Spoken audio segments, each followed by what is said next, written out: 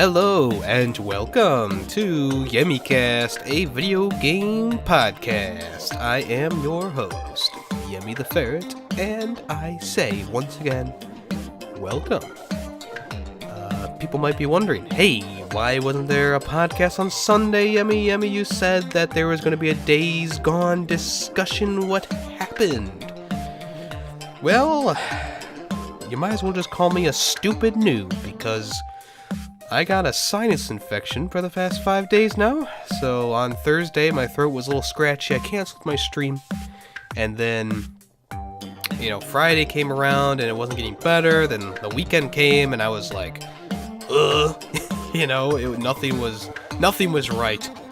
And, my sinuses were killing me. And then Sunday, same thing. Monday came around. I didn't go to work. I just kind of was like, oh my God. Today, finally, I got back to work. I'm still very congested, but my throat doesn't hurt anymore, and my head's okay, but my sinuses still hurt, which makes your eyes feel like they're about to pop out, but that's okay. We can get through today. I just want to apologize for not putting one out for the people who don't follow me on Twitter or something like that. They just go, oh, he's done. No, I was sick this weekend. And I don't want to I'm not like one of those people who's like, oh, I gotta do it while I'm sick. Better do it while I'm not gonna do that stuff. At least not now. Especially because I know how annoying it is for me to listen to someone speaking, talking, and they're sick or they're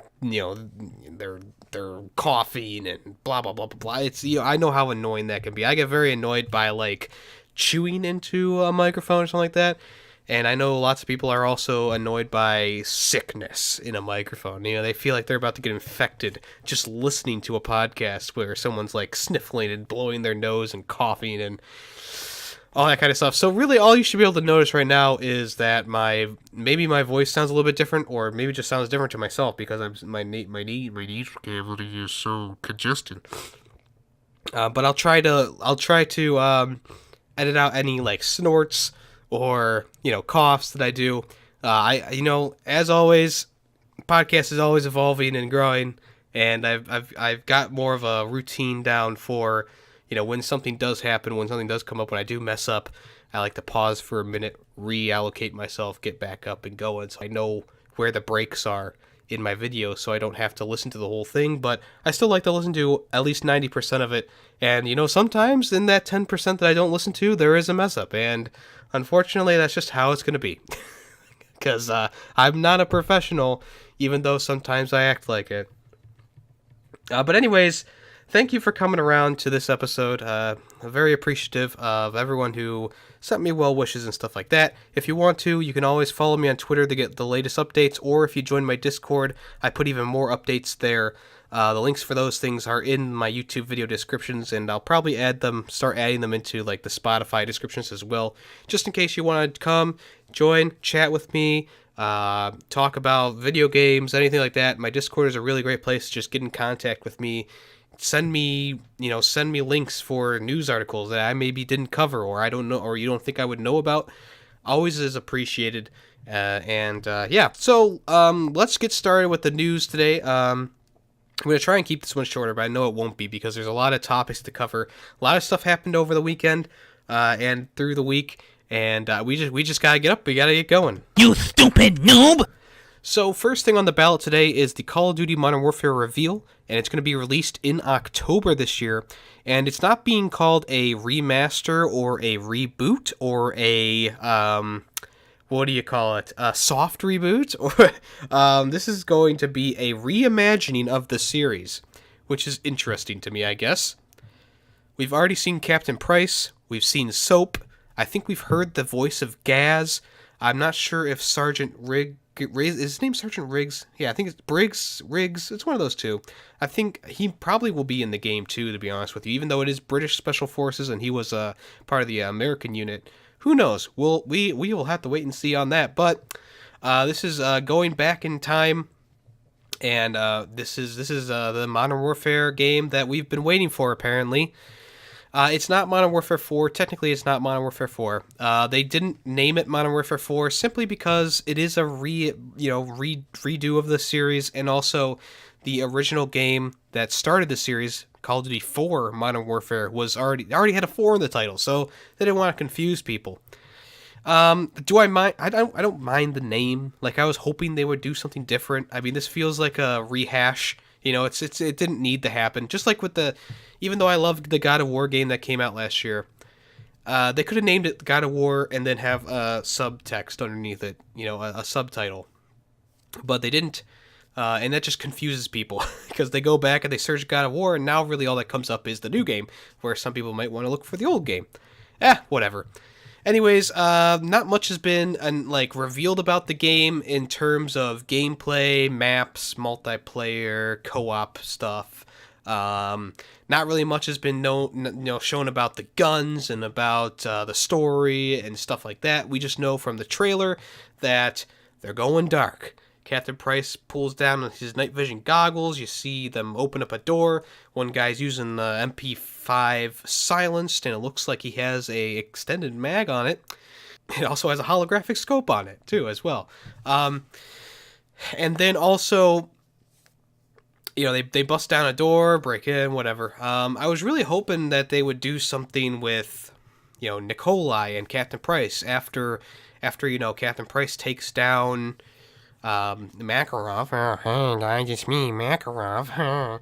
After they took down Makarov, we could have had a whole storyline with just Captain Price and Nikolai. They're the last two of this group of people who were trying to save the world but looked at as terrorists, and that could have been cool to kind of see them get back into the light and be recognized for what they did, maybe, or whatever, maybe take down another threat, who knows. So yeah, they're rebooting or reimagining the series. It's going to be available the 25th October.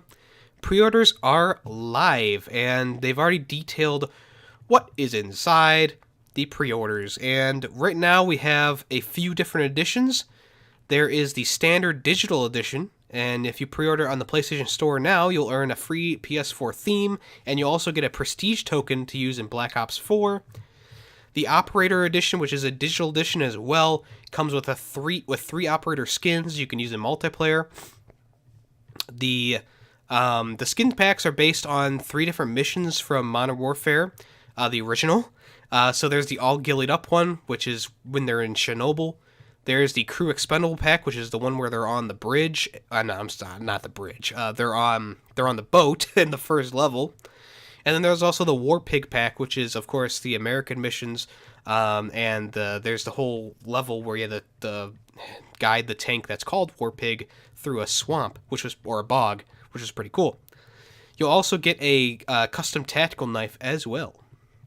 I think you also get a free skin with each of the skins for your guns as well with each of the packs. So there's a character skin and there's a gun skin with each of the characters as well. There's also the Operator Enhanced Edition, and this version includes the all things from the last edition that I just said, as well as 3,000 Call of Duty points, which is the in-game currency that you'll be able to spend on cosmetic items, weapons, and the like. Hopefully this doesn't mean that there's going to be swamped with loot crates, but we'll have to wait and see on that one. Finally, there's the Precision Edition, which is the only pre-order option if you want a physical copy of the game. It comes with a steelbook case, thumbstick grips, a controller skin, and the same in-game bonuses from the digital editions.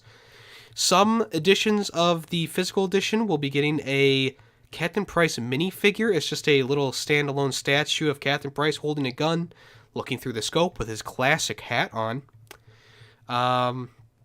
Is it worth it to get the Captain Price version? Probably not. I mean, it just looks like a dinky little figure, but, some people might be entertained by that. But those are the additions there. Nothing too special yet. I mean, they haven't revealed a grand edition like the Borderlands one or the Days Gone one. Kind of like a Days Gone one. So we'll have to hold off and reserve judgment for future editions that may be coming.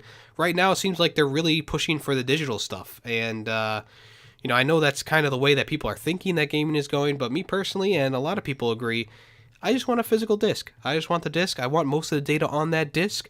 so I don't have to frickin' download 15 gigabytes of data and don't need 2 discs, one with game data and one with nothing on it.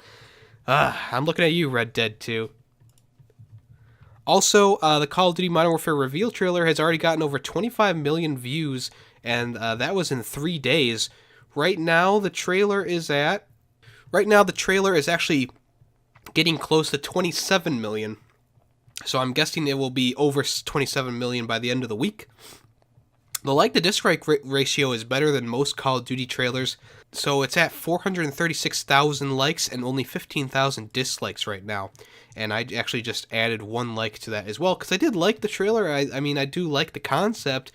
I'm just hoping for, some gameplay at E3. It's also been confirmed that Modern Warfare will have co-op and no zombies. Infinity Ward is looking for a more cohesive experience. So I'm hoping that this is the return of the long-awaited return of the fan favorite UAV. No, the fan favorite Spec Ops. Spec Ops from Modern Warfare 2 and 3 is a beautiful co-op game mode. I really also enjoyed the survival mode in Modern Warfare 3 as well. So I'm hoping they at least bring back Spec Ops, because this game looks like it will be heavily Spec Ops kind of based. Going dark. A lot of the missions that were the best in those Spec Ops were the ones where you're shooting up enemies in, stealthily and or just shooting them up in general. So I really hope that there is a strong co-op element, and I hope it is Spec Ops. It'd be cool to do like 2 to 4 player, but we'll have to, once again, wait and see. All right, Call of Duty Modern Warfare has cross-play included, and it will include PS4. This is one of the games on the very, very short list that is the PlayStation cross-play compatible games. So it will be compatible to play cross-platform with Xbox, PC, and Switch. And players will be grouped by input device. So what group by input device means is that if you're playing on a mouse and keyboard, you will be matched up with only people playing with mouse and keyboard. If you're playing with a controller, you'll be matched up with people who are playing with a controller. This helps because aiming with a controller is obviously a little bit harder than aiming with a mouse and keyboard. It's a little bit less precise. So that's why they don't allow you to, especially with like Fortnite and stuff like that, they came out and they said, you can't get grouped up, because it is easier to beat a person using a controller. Now, of course, there are instances where that's wrong, but for the most part, mouse and keyboard usually beat a controller in a one-on-one shooting match. So that's all the Modern Warfare news for today. Am I excited about it? I mean, I don't sound it, but I am kind of interested and excited for this. This is the first time I've been excited about a Call of Duty game in a while. Even though World War II, I liked that one, I wasn't really so hyped for it that I was jumping out of my seat. I am interested to see what's going to happen in this game. I'm interested to see what they're going to do with Call of Duty Modern Warfare series, because Infinity Ward hasn't made a good Call of Duty game since Modern Warfare 3, and I know there's a few videos that have came out recently. There's a lot of people talking, and they're saying that Modern Warfare 3 wasn't as great of an experience as you remember. And I went back and played it a few months ago on the channel. Damn, I still had a lot of fun with that. Me and my friend, shout out to Nick. We had a lot of fun doing the Spec Ops stuff on Veteran live stream with both Modern Warfare 2 and 3. So, you be the judge of your own opinion, okay? Your opinion is your opinion, and my opinion is my opinion. And I liked Modern Warfare 3.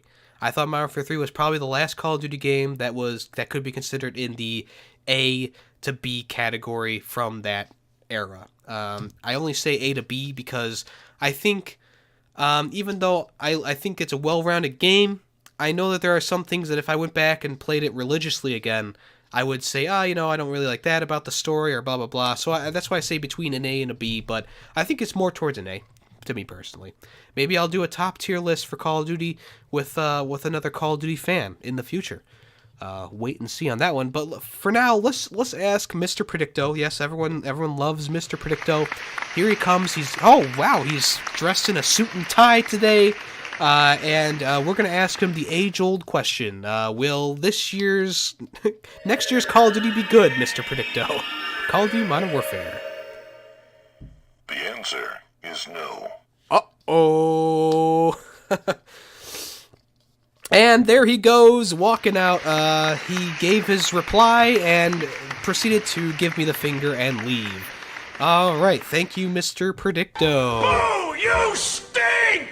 All right, so the Death Stranding trailer was released last week, and it detailed who's in it, locations, enemies, and the extended trailer had a boss fight in it, if you've seen that one, and it also gave a release date, so that's pretty cool. It's going to be coming out the 8th of November, which means that, yes, pre-orders are live right now. Death Stranding has always kind of had a question mark over it since the first trailer that was dropped for it. Everyone just knew it's Norman Reedus. Oh, there's a baby inside him. Like, that's literally the whole thing that we knew. It's gradually been getting more and more information, but this was a large dump. This was a big one. We needed multiple flushes on this one. It was a big dump of information. It's still a little confusing, but we can kind of piece together a few things here or there.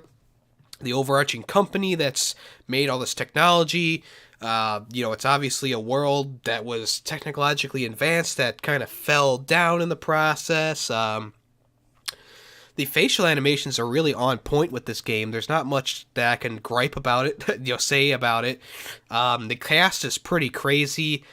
People were freaking out on a few different people being called or shown in the game. No story behind them really yet. We know that one character is like a leader of a cult. The other one's like a scientist woman. But anyways, if you didn't know, Death Stranding, yes, it's still being produced by Kojima Productions. It will be a PlayStation exclusive, but there are rumors that it might be on PC after a while, so it may be a PlayStation exclusive for a little bit, but they're expecting it to come on the PC in the future, but we don't know exactly that. That was just a rumor. Death Stranding will release on the PS4, so my idea of it being a PS5 exclusive was wrong. Rip in peace. You stupid noob! I know it. You don't have to say it to me. Jesus. But it will probably be cross-platform with the PS5 because PS4 games will be playable on it anyways. Maybe there'll be a little bit of a graphical update, maybe something like that, maybe a re-release, but, for now, we'll just say it's going to be a PS4 exclusive. The release date, like I said, it's going to be the 8th of November. There is going to be a collector's edition with also a standard and a digital deluxe, and there's also going to be a baby figurine with the collector's edition. So let's go over the different editions of it right now, the different pre-orders that are available. There's the regular edition that just comes with the game and probably some DLC codes inside of it. There is also the special edition, which comes with the full game, PSN avatar. There's going to be 10 PSN avatars added onto that. There's going to be gold skin editions for all the different things that I think his name is Sam in the game, right? Sam can wear. So there'll be gold sunglasses, plastic armor, gold hat, and a gold speed skeleton, whatever that means. Probably for running faster, I would say. The digital deluxe edition is going to come with all that, and the... Oh, wait, digital deluxe. Oh, okay, so the digital deluxe is going to come with all digital rewards plus the gold versions, so it seems like it's just the same from the special edition, the physical special edition, just with a digital code. I'm sorry, I read that wrong. Also, the collector's edition. All right, here we go. It's going to come with everything that I mentioned before. It's also going to come with a BB pod, which is the little baby pod that you've seen Sam having on his back and on his chest. That'll be available. There's also going to be a Ludens keyring and a custom steelbook, and also it's going to come with the original music from the game, behind-the-scenes digital video as well. You're also going to be getting a Bridges cargo case that holds some keychains. Oh, I'm sorry, I already mentioned the keychains. But it's going to come with a Bridges cargo case, which is just pretty much a steel box that has a handle on it. Not sure what's going to be in there. But hey, it's not like the best collector's edition I've ever seen. I don't think I'm going to get the collector's edition. I know some people out there go after every collector's edition. And if you're really, interested in the game, sure, go for it. I'm not going to steer you away from it. Me personally, I just don't think this one's like it's stuff from the game, and I don't really know much about the game. No one really does, but whatever. There were a few things in the trailer I just wanted to point out that I picked out personally. Of course, the ladder building thing was pretty cool, where you just kind of zipped out a ladder and you could go anywhere you wanted to. Kojima has already stated that, that mountain in the distance, yeah, you can go to that. That's how big the world's going to be. But the one thing that stood out to me most is Sam's reference to PT, which is obviously probably a reference to the PT game that was exclusive to the PlayStation for a little while until before Kojima left, what was it, Capcom or something like that. He left the Capcom and they took it down from the store and they axed the development of that game. So that's pretty cool. So yeah, you're going to be playing as Sam Bridges, who is played by Norman Reedus. But who else is appearing in Death Stranding? So alongside Norman, you're getting Mads Mikkelsen, who is playing Cliff. Leah Soido, who plays Fragile. Lindsay Wagner, who is playing Emily. Troy Baker, who is playing Higgs. Tommy Earl Jenkins, who is playing Die Hardman. Margaret Qualley, who's playing Mama. And this was the big one. Guillermo del Toro, I can't say his first name, I'm sorry, plays Deadman. Special appearance with voiceover or motion capture, so he's in it. And also, Nicholas Winding, he plays Hartman. So that's pretty cool. They got a pretty good cast going on right now. The enemies in Death Stranding, we haven't really seen them, seen them, but they come in all different shapes and sizes, like the shadows and stuff like that.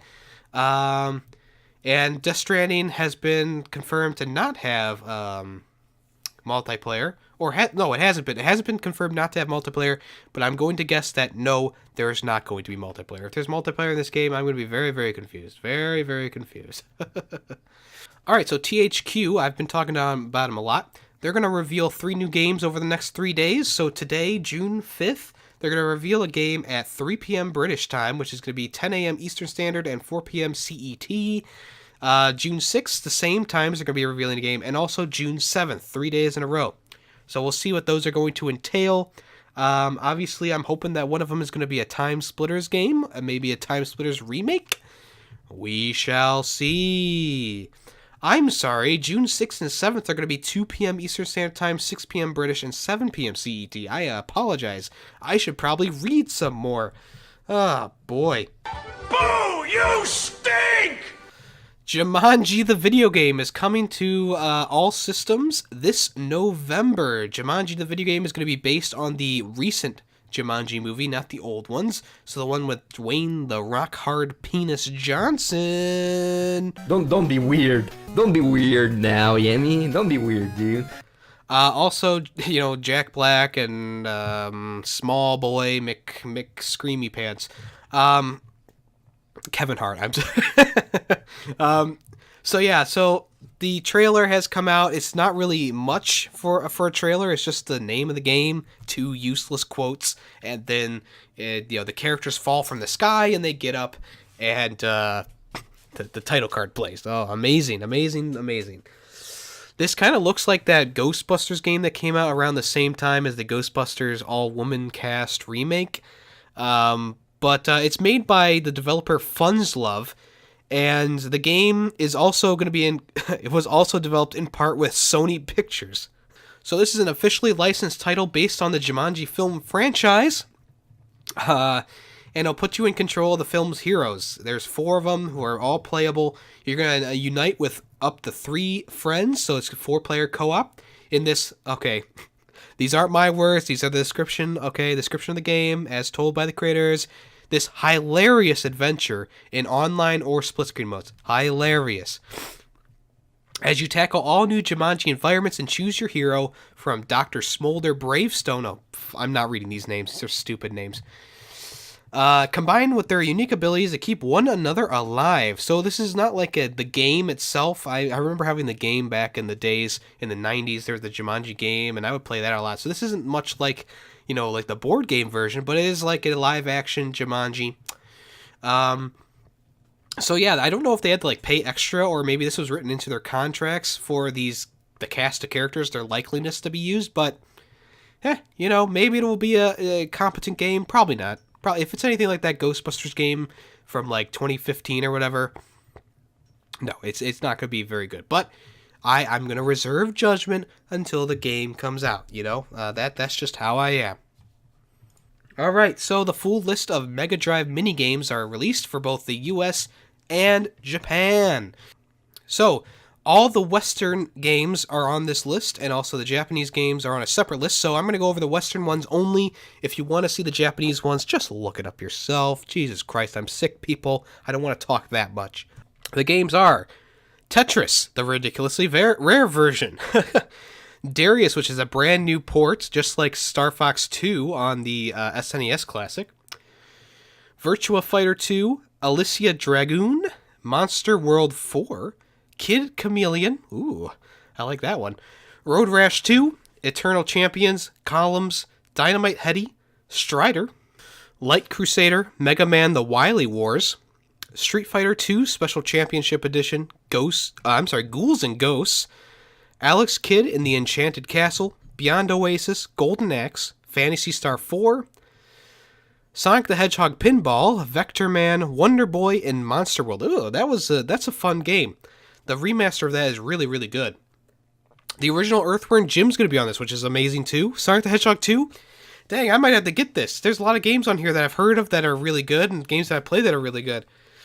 Castle of Illusion, starring Mickey Mouse. World of Illusion, starring Mickey Mouse and Donald Duck. Contra, Hard Corpse, hard. Very hard. Ugh, V. That's disgusting, mate. Streets of Rage 2, Thunder Force 3, Super Fantasy Zone, Shinobi 3, Return of the Ninja Master, Shinobi Nado, where's he at? Land Stalker, I said that on purpose, Shinobi, don't get angry. Echo the Dolphin, not sure what that one is. Castlevania Bloodlines, ooh. Space Harrier 2, Shining Force, Dr. Robotnik's Mean Bean Machine. I think I remember that one from before when there was like 10. Dr. Robotnik's Mean Bean Machine. If if you're retro fellow, if you're listening to this, please tell me what that game is. But also the original Toe Jam and Earl, which is amazing. Comic Zone, Altered Beast, and Gunstar Heroes. Wow. The full Japanese library, like I said, I don't want to read all through it. I'm sick, and I don't want to strain my voice more than I need to. So if you want to, you can look that one up yourself. But anyways, let's move on to Crash Team Racing. So the Crash Team Racing Nitro Fueled, the remaster. The file size has been revealed, and it's going to be about 5.7 gigabytes on consoles. If just for comparison, Team Sonic Racing requires 7.0, and Mario Kart 8 Deluxe needs about 6.8. So it's a lot less than the other racing games, but I'm confident that this game's going to be a full-fledged experience, and I'm excited for it to come out. It's coming out soon. 21st of June. If you don't have it pre-ordered, if you pre-order from GameStop, you can get a free Crash-themed air freshener. Oh boy, and don't forget about that incense burner. Yeah. Alright, so Minecraft Story Mode is going to be taken down on the 25th of June. Download it while you still can, boys and girls. On behalf of the publisher, Minecraft Story Mode, a Telltale game series, Season 1 and 2 will no longer be supported on June 25th, 2019. If you have purchased these seasons, please download all remaining episodes prior to the service being discontinued. So if you own either season of Minecraft on Microsoft Windows, Mac, PlayStation 3, 4, Vita, Wii U, Nintendo Switch, 360, Xbox One, Android, or iOS, you have until June 25th to download the episodes. Jesus Christ. So after Telltale Games fell down, I guess that support for their games are going to be closing. And I think, didn't Minecraft Story Mode have a little bit of online stuff in there too? I don't remember. It's interesting that they're taking down Minecraft Story Mode because this is the one game from Telltale that I still see on all the store shelves. I see, people are playing it all the time because it's Minecraft and it's Story Mode. I think I played the first episode of this for free, and I never looked back. Never came back to it. I was over it. I was over it real fast. But yeah, just to let you guys know, if you want to buy it, you should buy it now. And they might be taking it down because they're going to re-release it. Maybe Microsoft has bought the rights to it, maybe, and they're going to re-release it without a Telltale Games series on it. Who knows? But anyways, that's news for you Minecraft kids. All right, so Marvel has discussed possible Smash Bros. Ultimate crossovers, but Nintendo says don't count on it. So why shouldn't we count on this? Because we've seen, like, the folks behind games like CupHead and Shovel Knight, they've had a lot of desire to get their characters in the game. Shovel Knight is in the game. He's not playable, but he is a helper character. So in an interview with Game Informer, Marvel Games Vice President and Creative Director, geez, I can't read, everyone. It's been a while. Bill Roseman was asked about his thoughts on a potential Smash Bros. Crossover. And he said, well, I mean, I can't imagine anything. Hawkeye standing next to Link and both shooting at arrows. I mean, anything could happen, but I'm not the person that makes the decision like that. So obviously, everyone is speculating now, but I don't think there would be a crossover event, even though Marvel vs. Capcom, not Marvel vs. Okay, Marvel Ultimate Alliance 3 is a Switch exclusive. I'm not sure that they're gonna, have some Marvel characters come over into the world of Smash Brothers. They're more like movie characters and not video game characters, I guess you would say. So I don't think they would fit as well as the other characters. Well, hey, this is great news for me. I'm a huge Banjo-Kazooie fanboy, as you know, but there's new Banjo-Kazooie merch in the works, and this is getting some fresh speculation over maybe a possible new series reveal or a revival. The classic N64 title, Banjo-Kazooie, it's been a while since it was released, and it looks like we're going to be getting a new figure from Exquisite Gaming. And they've also created merchandise for other popular franchises like Spyro, Crash Bandicoot, and Sonic. And each time merch was released, it was released alongside new games. Exquisite Gaming responded to someone's question on Twitter with, "We couldn't possibly say." because the person on Twitter said, Crash had a trilogy, Sonic had the Mania game come out, and Spyro with the Reignited trilogy, Iron Man and Endgame. So what about Banjo-Kazooie with question mark? So this is crazy. I'm really excited to see what this figure is going to look like. The picture only shows like the butt of Kazooie and the back of Banjo with a little rare logo on his backpack. So there could be possible exciting times ahead, maybe a revival of the Banjo-Kazooie series. Nuts and bolts, I'll just take that and throw it into the trash, and we'll forget that ever happened if you just give us a Banjo-Kazooie in Smash or a new Banjo-Kazooie game that is actually a 3D platformer. But we'll wait and see. All right, so there's been leaked photos of 2K20, NBA 2K20, the promotional materials. Someone snapped a photo and posted it on Twitter. The cover person is Miami number 3, Dwayne Wade, and he's holding a basketball and looking ready to shoot it. He's holding a basketball and looking ready to run with it, or he is running with it. Jeez, I don't know. But anyways, it's actually a nice looking promotional cutout. It looks very stylized. There's like 3 different colors or 2 different colors behind him, so it looks like he's in a retro era. But I'm not a fan of 2K20. I'm not a fan of the NBA series that EA has made. EA, is it EA still? I think, or is it 2K? It's 2K. But anyways, I've never been a fan of the basketball games. I said that in my episode with P2. That was a few episodes ago where we talked which game would you rather kill off, kind of thing. So if you want to watch that, please go back and watch that. It's a great episode. But anyways, enough about me. I'm going to talk about me some more. I've never been a fan of the NBA games. I've never been really a fan of basketball myself. And I've just heard bad things about the NBA games. They don't really seem to be improving, et cetera, et cetera. So, I'll let you guys decide if it's going to be, if you want to buy it or not. All right, so Mortal Kombat 11 has shown off Shang Tsung, and they've confirmed additional DLC fighters. Shang Tsung seems like a really crazy character. He's got a lot of magic and stuff like that, but he also can transform into Rain, Scorpion, Aramaki, and Reptile, along with Sub-Zero. Wow. He has some moves like Reptile's slide move, where he's just does a slide. Aramaki, he has a move from him. Rain, he can make like a protective bubble, I think it was. And then during his he also has smoke as well. He has a smoke power as well, which is pretty cool. And they're all wearing their classic Mortal Kombat outfits. And during his not fatality, but his fatal blow, he does something with Sub-Zero, Scorpion, and Noob Saibot. So that's pretty cool as well. We'll have to wait and see what the full combos and stuff will be eventually, but he's looking to be a really promising character. As I've already said, I've already bought the season pass for Mortal Kombat 11. I was playing it a ton the past few days, just because I've been kind of honing my skills with Baraka and Kano. So I'm thinking I'm going to be putting out a video for Mortal Kombat eventually.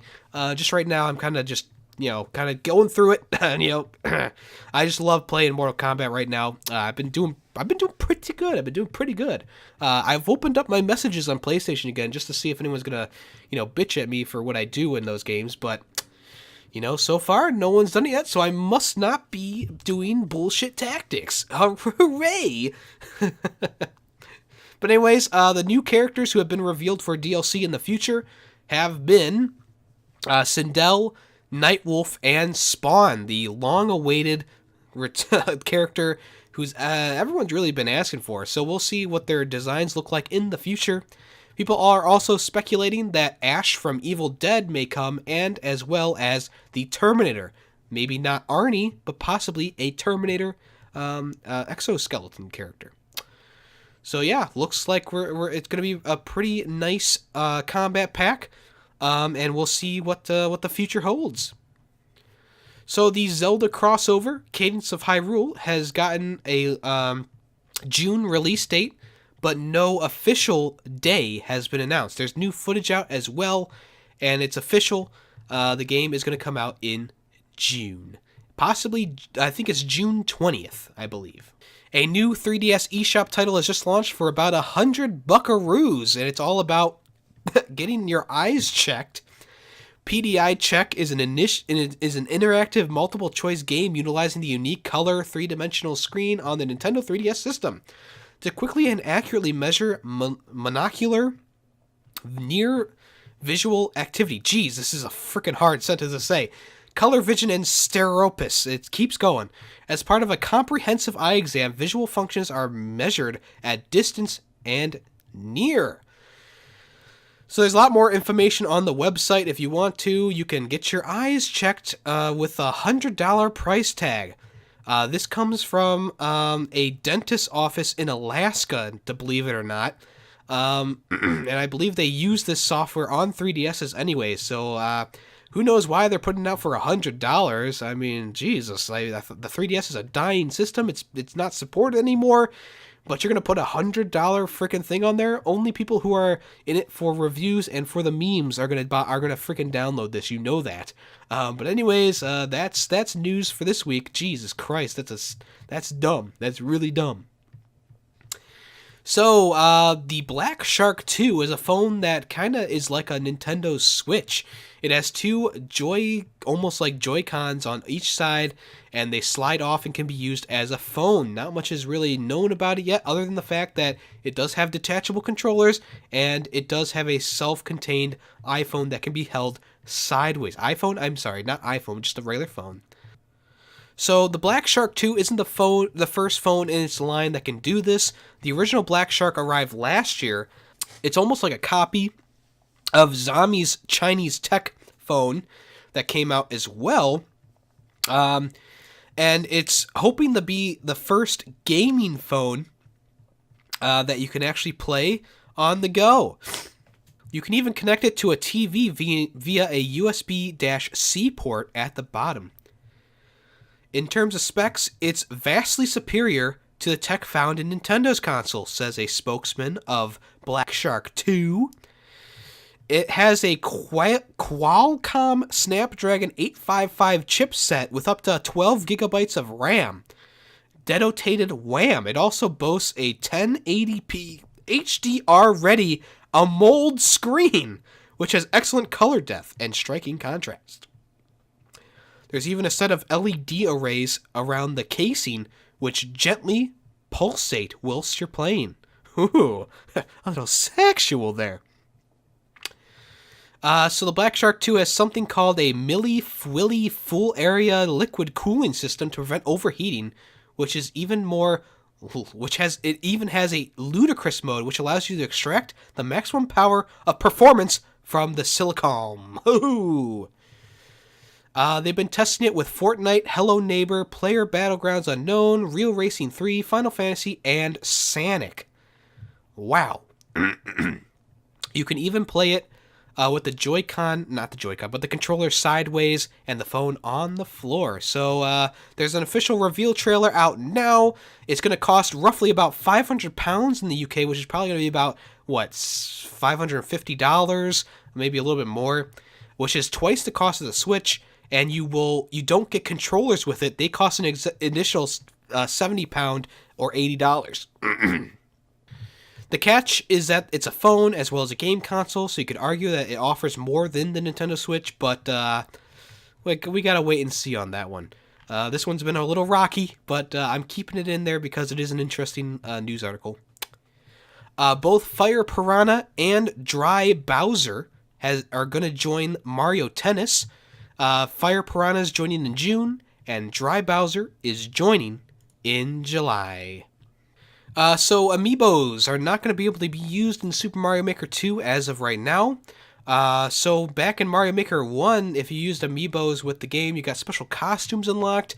In this one, it's been yet to be revealed or even talked about if Amiibos will be supported from Mario Maker 2. I know Amiibos have been kind of on the out lately, even though they've made a bunch of new ones for Smash Bros. Ultimate. I don't think that Nintendo is really forefront with it as much as they were before. It's a little bit of a kick in the teeth for people who collect Amiibo and use them. Me personally, I don't think I've ever had an Amiibo. I've never even had like a promotional Amiibo.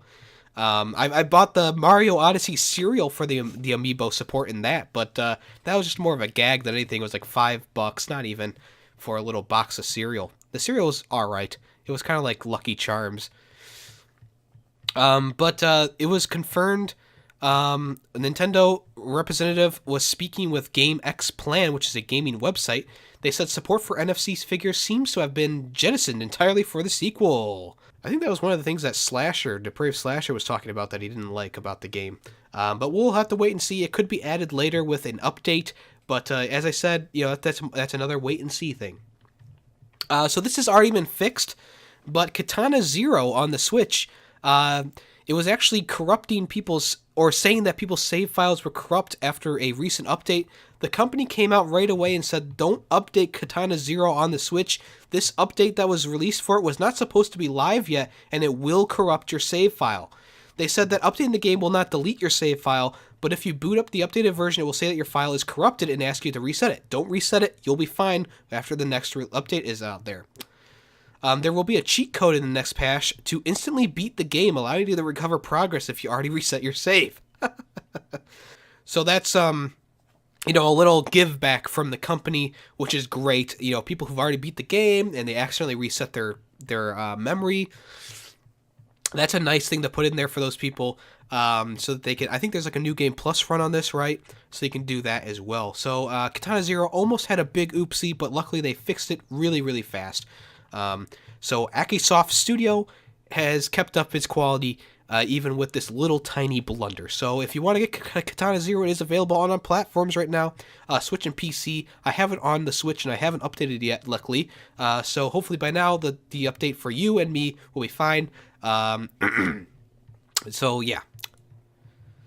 PlayStation Plus games are now available for June. So the Borderlands Handsome Collection and also Sonic Mania are available right now. Borderlands The Handsome Collection is a 2-game deal with all the DLC, so that is a great deal. People who've been bitching and complaining about PlayStation Plus, where are you at now? They're probably like, oh, but it's an older game, I already have it, blah, blah, blah. You know, there's a lot of people out there who don't have Borderlands The Handsome Collection, and they are probably very thrilled to be able to play it without having to purchase it, because right now it is still about $60 at the store, I think. Maybe $30. Did they bring it down yet? I don't know. But, it is 2 games. They're 2 great games. As I said before, Borderlands is my favorite series right now, and they're just probably trying to generate some hype for the release of Borderlands 3 and probably the Borderlands remaster that is on PS4 and Xbox, PC, and not Switch yet. But those consoles now. Sonic Mania is a game that I literally said like 2 episodes ago, I haven't played yet, and I really would like to play, and lo and behold, boom, it's on PlayStation Plus, and I'm downloading it right now. So I'm going to be giving it a little go. I have never played really a Sonic game that's been good, so I'm hoping that this is going to live up to the hype, the praises from Video Game Donkey. So I'm going to be trying that out, and I'll let you guys know how I feel about it. Fallout 76 was never going to get rave reviews, says Bethesda's boss, prompting more backlash. In a rather interesting interview with Todd Howard from IGN, the industry veteran talked about the disaster that is and is still Fallout 76. The reception that it received was in the first launch back in November was not good, and people are pretty much have said that they are going to not buy Bethesda games, Bethesda officially licensed games because of it. I don't know how long they'll keep that up, but, we'll see. But Howard says, he knew that there was going to be a lot of bumps. He's referring to the game's development. That was a very difficult development on the game and where it was. A lot of the difficulties ended up on screen. We knew how they looked. This is not the type of game that people are used to from us, and we're going to get some criticism on it, and it was very well-deserved criticism. Howard is aware of how poorly Fallout 76 was received, and he admits that the product did some damage to the Fallout brand, and he says that it would be naive to say that it had zero impact. However, the quote that landed Howard in some hot steam and boiling water was, even from the beginning, we thought this is not going to be a high Metacritic game. That's not what this game is, given what it is. Many have taken this to be, to mean that Bethesda kind of pooped out the game and said, fuck it, whatever, they'll play it anyways. Obviously it was met with some really bad reviews and some big fan backlash. The other quote that Howard is trying to put a spin on things, he said that the negative review scores aren't necessarily indicative of Fallout 76 quality, but we think it's disingenuous at best. A lot of publishers and developers have tried to pin the blame on the game's media and in the past when it comes to defending a bad product, and it never ends well. It's not how you launch, it's what it becomes, Howard continues. Sadly, that's a quote that we can't really take seriously. We are almost 7 months into Fallout 76, and it's still broken on most systems. Not much else to say about that. They knew it was going to be crap, and they still put it out there. I don't know why they would do that. This wasn't a game that everyone was clamoring for, I don't think. I think that this was a game that people were interested in. They wanted to see. They knew it was going to be like an ESO type game. And then it fell flat on its face. I think me and my friend Nick, shout out, played it once, and then we never got back to it. I just kept seeing more and more crap about this game, and I was like, I don't really want to support this. I don't want to play it. And here we are. The game is still getting shit on 7 months later. I don't like that quote. It's not how you launch, it's what it becomes. Like, you can put that up with any of these games that have launched terribly. No Man's Sky, Fallout 76, games like that have had rocky launches and then gradually became better with updates. That's not the way you want to release games, though. That's not how I want to play a game. I'm a person who likes to play games when they first come out, because I'm used to them being quality games. Even though Days Gone is a lackluster experience, personally, it's still playable. It's still fun at times. I'll talk more about it probably this weekend if I get to it. If I'm not dead, if I'm not sick. But yeah, I'm just a little bit disappointed that even the CEO of the company has came out and said, yeah, we knew it was going to be kind of crappy. That's sad. That's sad. I mean, that kind of puts a head scratcher in there. You know, how is Elder Scrolls 6 going to be if this is how they're talking about Fallout 76? How's that other new game, that Star game? What's it called? I don't remember exactly what it's called. Stargate or something like that. You know, that's a new IP from them. What are we expecting from that? Doom Eternal's coming out, even though it's not Bethesda developed. It's still Bethesda published. So who knows anymore? I mean, I'm still excited for Doom Eternal. Don't get me wrong, but I mean, shit, Bethesda freaking attached with it. Oh fuck. World War Z Undead Sea update is available now, and hell yeah, it's free. It is free. After a surprisingly successful launch in April, World War Z has been doing really well for itself in terms of sales and collective mindshare, which means reviews. Its first major update has arrived, and it's detailed in the post-launch roadmap, and it's, once again, completely free. Undead Sea adds a new mission to the Tokyo campaign. You'll board a undead-infested ferry where you and your squad will battle through open decks and tight cabins. Ooh, tight. Sexual. In one of the game's most intense challenges yet. The update also brings a new zombie type for all the levels. One that spits deadly toxins at the players. Okay. The one thing I gave this game crap about was the unoriginality of its zombie types. And now they've added a spitter type. Oh my gosh. Other things that have been updated or added. Private lobbies have been added so you can just play with friends now. Yes! Yes! Woo-hoo-hoo! Yes! Private lobbies. This is what I've been waiting for. Oh, so amazing. Even though I didn't have a bad experience with random people, private lobbies, thank God. Thank God. The user interface has been updated. New FOV and animation. What is FOV? I don't know. Also, weapons have received a serious buffs and nerfs. There's a full list of changes on the home interactive forums.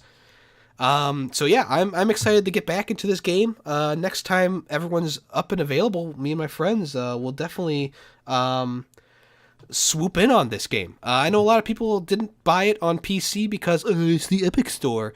But I haven't had a problem with the Epic Store other than the fact that it auto-downloaded Fortnite almost. Other than that, World War Z is a great game, and if you haven't checked it out yet, I think that the free updates and stuff like that will really add more and more to this game. Hopefully they'll bring in some more originality with it, though, eventually. Alright, so CupHead isn't going to be coming to the PS4 anytime soon, but it will come to Tesla cars. So, CupHead is now on Xbox One, PC, and Nintendo Switch, and it's been reported that it's coming to Tesla. And you're going to be able to play CupHead on a built-in dashboard screen in Tesla Model 3, Model S, and Model X. And the game still isn't going to be on the PS4.